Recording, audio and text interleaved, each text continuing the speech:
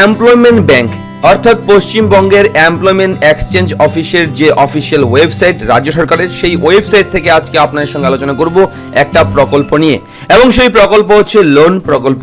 প্রকল্পের নাম সংক্ষেপে BSKP, এবং যার পুরো নাম বাংলা স্বনির্ভর কর্মসংস্থান প্রকল্প।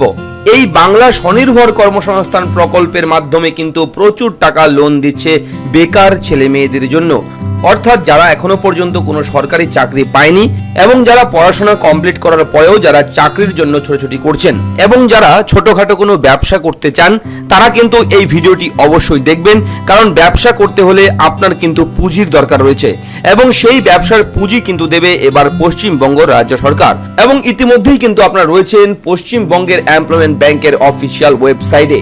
আপনারা জানেন সব সময় আপনাদের এই চ্যানেলের মাধ্যমে লেটেস্ট বিগ ব্রেকিং আপডেটগুলো সবার আগে দেওয়া হয়, তো আজকেও কিন্তু তার ব্যতিক্রম হচ্ছে না। তো এই ওয়েবসাইটটি হচ্ছে এমপ্লয়মেন্ট ব্যাংক www.Gov.In। এই ওয়েবসাইটটি পেয়ে যাবেন ভিডিও ঠিক নিচের ডেসক্রিপশনে, সেখানে ক্লিক করে সরাসরি এই ওয়েবসাইটে চলে আসবেন, এবং এই ওয়েবসাইটটি যখন ওপেন হবে, ওপেন হওয়ার পর আপনারা সোজা চলে যাবেন কেরিয়ার কর্নার এই অপশনে। এই অপশনে যাওয়ার পর সেলফ এমপ্লয়মেন্ট অপশনে চলে যাবেন। এই অপশনে যাওয়ার পর আপনার সামনে কিন্তু পশ্চিমবঙ্গ রাজ্য সরকারের বিভিন্ন স্কিমের কিন্তু চার্ট চলে আসবে, এবং দেখতেই পাচ্ছেন প্রথমে রয়েছে উদীয়মান স্বনির্ভর কর্মসংস্থান প্রকল্প USKP। এই নিয়েও কিন্তু আপনাদের আমরা ভিডিও দিয়েছি, যদি দেখে না থাকেন অবশ্যই আই বাটনে প্রেস করে ভিডিওটি দেখে নেবেন। এবং তার ঠিক নিচে রয়েছে বাংলা স্বনির্ভর কর্মসংস্থান প্রকল্প, যার সংক্ষেপে বলা হয় BSKP। আপনারা সরাসরি এখানে ক্লিক করবেন, সঙ্গে সঙ্গে এই প্রকল্পের বিস্তারিত তথ্য কিন্তু এখানে চলে আসবে A to Z, কিন্তু এখানে ইংলিশ ল্যাঙ্গুয়েজে কিন্তু রয়েছে, আপনারা ভিডিওটি পোস্ট করেও দেখে নিতে পারেন।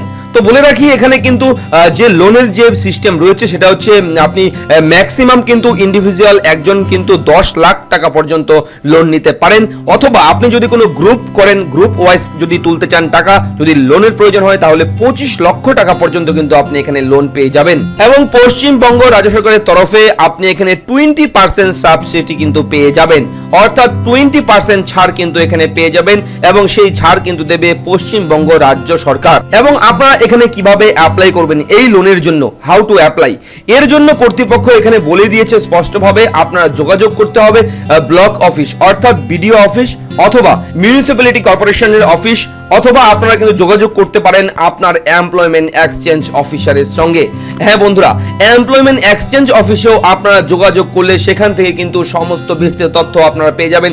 এবং এই যে লোন রয়েছে BSKP, এই লোনের যে ফর্ম, সেই ফর্ম কিন্তু আপনারা পেয়ে যাবেন আপনার নিকটবর্তী এমপ্লয়মেন্ট এক্সচেঞ্জ অফিসে গেলেও, অথবা আপনারা যেতে পারেন আপনার BDO অফিসে, সেখানে সমস্ত কিছু A to Z কিন্তু এখানে রয়েছে, আপনারা আবেদন করতে পারবেন খুব সহজে। এবং খুবই সুন্দর একটা পশ্চিমবঙ্গ রাজ্য সরকারের একটা প্রকল্প, একটা প্রজেক্ট, আপনারা আশা করি এই লোনটি নিয়ে কিন্তু অনেকটাই উপকৃত হবেন।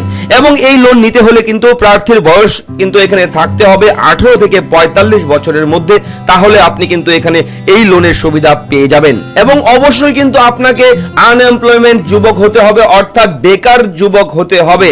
আপনি যদি বেকার হয়ে থাকেন তাহলে কিন্তু এই লোনটি আপনি খুব সহজে খুব তাড়াতাড়ি পেয়ে যাবেন।